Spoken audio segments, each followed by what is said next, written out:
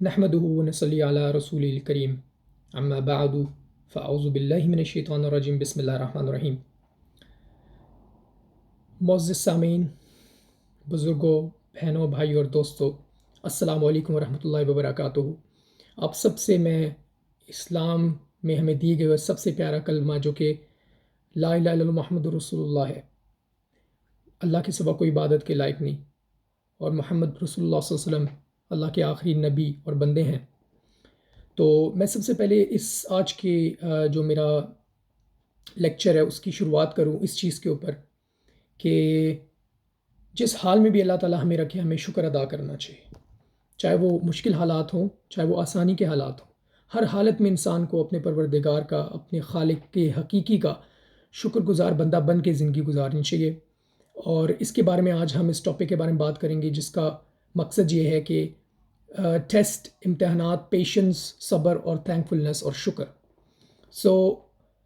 کس طریقے سے یہ ممکن ہے کہ آپ مشکل حالات میں اللہ تعالیٰ کے ساتھ صبر و شکر کر کے رہیں گے۔ سب سے پہلے تو میں آپ کو یہ بتاتا چلوں کہ زندگی میں انسان کے اوپر بہت طریقے کے امتحانات آتے ہیں، ہر طرح کے امتحانات سے انسان گزرتا ہے۔ زندگی کا جو مقصد ہے وہ صرف سکون اور اطمینان نہیں ہے۔ زندگی کا مقصد یہ ہے کہ آپ مشکلات سے لڑو اور مشکلات کا سامنا کرو ڈٹ کر، لیکن کس طریقے سے، کون سی ایسی چیز ہے جسے آپ اپنے سامنے مد نظر رکھو گے اور اس کے ساتھ آپ ان پریشانیوں کا اور مصائب اور مشکلات کا سامنا کرو گے۔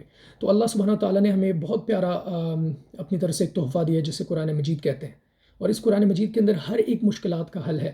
اسے جو انسان سنتا ہے تو وہ ہر مشکل سے نکل جاتا ہے۔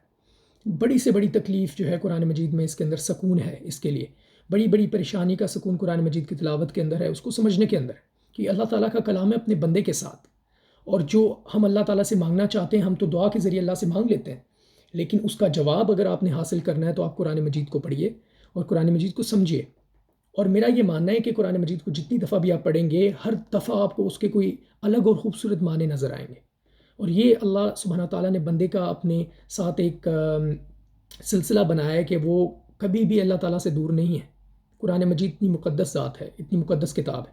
تو میرا آپ لوگوں سے میری یہ امید ہے کہ آپ لوگ قرآن مجید کو اپنی روزانہ کی زندگی کے اندر پڑھنا، سمجھنا شروع کریں گے، اور اپنے بچوں کو، اپنے بڑوں کو ہر ایک کے ساتھ بیٹھ کے اس محفل کے اندر قرآن مجید کی تلاوت کریں گے۔ اور جتنا ہو سکے خلوت کے اندر، جب آپ اکیلے ہوں، آپ کے ساتھ کوئی بھی نہیں ہے، تو اللہ تعالیٰ اور اللہ کی قرآن مجید، یہ کلام آپ کے ساتھ موجود ہونا چاہیے۔ آپ کے تمام دکھ و دردوں کا یہ مداوع کرے گا۔ اس چیز کو میں سب سے پہلے یہ بتاؤں کہ امتحان ہے کیا چیز، اور اللہ تعالیٰ کا کلام اس چیز کے اندر کس طریقے سے مدد کر سکتا ہے، اللہ تعالیٰ کا ذکر کس طریقے سے مدد کر سکتا ہے، اللہ تعالیٰ کا شکر کس طریقے سے مدد کر سکتا ہے۔ سب سے پہلے امتحان ہے کیا؟ ہمارے سامنے بہت ساری بیشتر جو ہیں وہ روایات موجود ہیں جس میں حضرت ایوب علیہ السلام، اللہ ان کے اوپر اپنی کروڑوں رحمتیں فرمائے، انہیں اللہ تعالیٰ نے ایک امتحان کے اندر مبتلا کر دیا، اس ایسی بیماری کے اندر مبتلا کر دیا کہ جسے کہا جاتا ہے کہ وہ بہت شدید بیماری تھی اور ان کے تمام جسم کے اوپر وہ حملہ آور تھی۔ تو اس بیماری کے اندر ایوب علیہ السلام، بہت ساری روایات میں ملتا ہے کہ انہوں نے بے حد شکر اور اللہ تعالیٰ کے آگے جو ہے وہ ایک اچھے بندے ہونے کا، اچھے نبی ہونے کا جو ہے وہ مظاہرہ فرمایا۔ اس کی وجہ سے اللہ سبحانہ تعالیٰ نے کیا کیا کہ ان کی اتنی بدترین مشکلات سے ان کو جو ہے وہ باہر نکالا۔ اس وجہ سے نکالا کہ ایوب علیہ السلام فرمایا، اللہ کہ میری زبان کو نہ کھینچنا اور میرے دماغ کو نہ کھینچنا، کیونکہ اگر میرا دماغ اور میری زبان چلے گی تو میں کس طریقے سے تجھے یاد کروں گا۔ تو انہیں صرف پریشانی یہ نہیں تھی کہ وہ اس پریشانی سے گزر رہے تھے، انہیں یہ مسئلہ نہیں تھا ایوب علیہ السلام کو کہ میں اس بیماری کے اندر مر جاؤں گا، اللہ معاف کرے، یا تو مجھے بیماری جو مجھے اور رسوا کرے گی، یہ بالکل مقصد نہیں تھا۔ ان کا یہ تھا ماننا کہ یہ بیماری کہیں مجھے اپنے پروردگار کے ذکر سے نہ غافل کر دے، مجھے یہ بیماری کیا اللہ کے تعالیٰ کے ذکر سے دور نہ کر دے۔ تو ان کے دل میں جو محبت پیدا تھی اللہ سبحانہ تعالیٰ کی ذات کی، انہوں نے اللہ تعالیٰ سے کہا، اللہ سب کچھ ہو جائے لیکن تیرا ذکر اور تیری یاد میرے سے نہ دور ہو۔ تو اللہ سبحانہ فرمائے کہ تو میرا بندہ ہے، میں تیری تمام بیماری کو اتار دیتا ہوں۔ تو اللہ سبحانہ تعالیٰ نے ان کو شفاء کلی عطا فرمائی، اور ایسی شفاء عطا فرمائی کہ بالکل ٹھیک ہو گئے، تندرست ہو گئے۔ اور جتنے لوگ ان کے اپنی قبیلے کے یا ان کے ماننے والے پیروکار، ان کے جو فالورز تھے، وہ سارے جو ہے وہ جو تتر بتر کا شکار ہو گئے تھے، آگے پیچھے چلے گئے تھے، وہ واپس آ گئے، اور انہوں نے اس چیز کا اظہار کیا، انہوں نے جو ہے اپنی شرمندگی کا اظہار کیا کہ ہم نے مشکل وقت میں ایوب علیہ السلام کے ساتھ نہیں دیا، اور بہت سارے سوالات اپنے دلوں اور دماغوں کے اندر اٹھائے۔ تو دیکھیں کہ اللہ تعالیٰ کے نبی ہونے کے باوجود اتنے بڑے امتحان سے اللہ تعالیٰ جب گزار سکتا ہے تو آپ اور میں کیا چیز ہے؟ ہمیں اس چیز کا یہ ذکر اور یہ دماغ کے اندر یہ ہمیں تصور رکھنا چاہیے کہ ہم کچھ نہیں ہیں. ہمارا کچھ کرنا اس دنیا میں یا ہمارا کچھ نہ کرنا، اس سے اللہ سبحانہ تعالیٰ کو کوئی فرق نہیں پڑے گا. فرق پڑے گا تو ان کو پڑے گا جو ہمارے ارد گرد رہنے والے لوگ ہیں، یا وہ ہمیں اس کا فرق پڑے گا. تو جو بھی عبادت ہم کرتے ہیں ہم اللہ تعالیٰ کی رضامندی کے لیے کرتے ہیں، لیکن اپنے بھلے کے لیے کرتے ہیں. کہ اگر ہم اپنے فرائض کو انجام نہیں دیں گے، نماز کی فرائض کو نہیں پڑھیں گے، نماز کو ایسے ہی چھوڑ دیں گے، تو اس کے بارے میں بہت سخت وعید ہے. اللہ سبحانہ تعالیٰ فرماتا ہے کہ اس کا عذاب ہوگا. تو ہمیں سب سے پہلے یہ سمجھنا ہے کہ امتحانات کس شکل میں آ سکتے ہیں. میں نے آپ کو ایک ایگزامپل دی، ایک مثال دی کہ حضرت ایوب علیہ السلام اللہ تعالیٰ کے محبوب نبی پیغمبر تھے، تو ان کے اوپر جب بیماری آئی تو انہوں نے اللہ تعالیٰ کا شکر ادا کیا اس بیماری کے اندر، اور اللہ تعالیٰ سے کوئی سوال نہیں کیا کہ یہ میرے اوپر بیماری کیوں آئی ہے. یہ سمجھنا میرے بہنوں بھائیوں بہت ضروری ہے کہ جب بھی بیماری آپ کے اوپر آتی ہے تو آپ کو یہ سمجھنے کی ضرورت ہے کہ وہ بیماری جو ہے وہ اللہ تعالیٰ کی طرف سے امتحان بھی ہو سکتی ہے اور اللہ کی طرف سے عذاب بھی ہو سکتی ہے.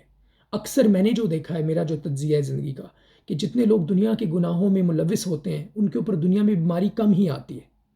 ان کا حساب اللہ تعالیٰ نے قیامت کے دن لکھ کے رکھا ہے.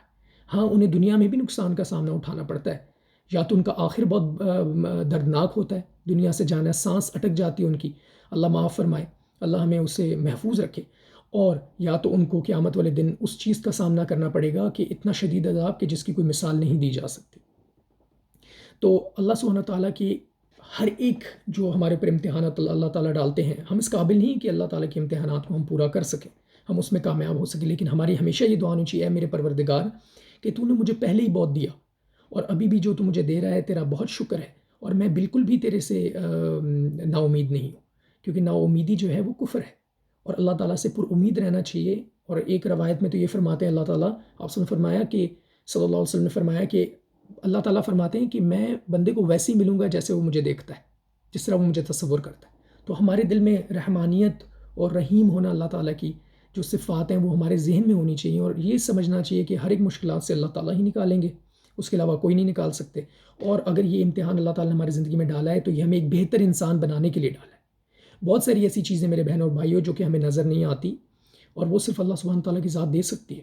اللہ تعالیٰ علیم بذات الصدور، اللہ تعالیٰ دلوں کے حال جاننے والا ہے. اللہ کل شیء قدیر، ہر ایک چیز پہ قادر ہے. اللہ تعالیٰ آنے والے وقت کو بھی جانتا ہے، بنانے والا ہی وہی ہے آنے والے وقت کو. تو وقت صرف اللہ تعالیٰ کے علم میں ہے، روح صرف اللہ کے علم میں ہے. یہ ایسی چیزیں ہیں کہ جو اللہ تعالیٰ جانتا ہے. اور اگر ہمارے راستے میں آج کوئی مشکل آ رہی ہے تو ہمیں یہ سوچ کے چلنا چاہیے، جیسے کہتے ہیں آپٹمسٹک اپروچ ہونی چاہیے، کہ ایک مثبت اپروچ ہونی چاہیے کہ ہم آگے اگر بڑھیں، اگر ہمارے راستے میں رکاوٹ آ رہی ہے تو ہمارے کل کے بھلے کے لیے. ہاں، آپ کا راستہ جو ہے وہ صراط مستقیم ہونا چاہیے، پہلی شرط یہ ہے. اگر آپ سیدھے راستے پہ آپ کو مشکلات آ رہی ہیں تو یہ آپ کے کل کو بہتر بنانے کے لیے مشکلات آ رہی ہیں، اور آپ کو اور اجر و ثواب کے لیے، اللہ تعالیٰ کی عنایت کے لیے یہ جو مشکلات آ رہی ہیں. تو سب سے پہلے میرے بہن بھائیوں، ان مشکلات سے ڈرنا نہیں چاہیے. دوسرا، صبر کرنا چاہیے. وَاسْتَعِينُوا بِالصَّبْرِ وَالصَّلَاةِ كَمَا قَالَ اللَّهُ تَبَارَكَ وَتَعَالَى فِي الْقُرْآنِ الْمَجِيدِ. تو اللہ تعالیٰ فرماتے ہیں کہ اللہ کی مدد حاصل کرو صبر کے ساتھ اور نماز کے ساتھ. تو یہ دو چیزیں اللہ تعالیٰ نے ہمیں دے دی کہ صبر کرو اور نماز پڑھو.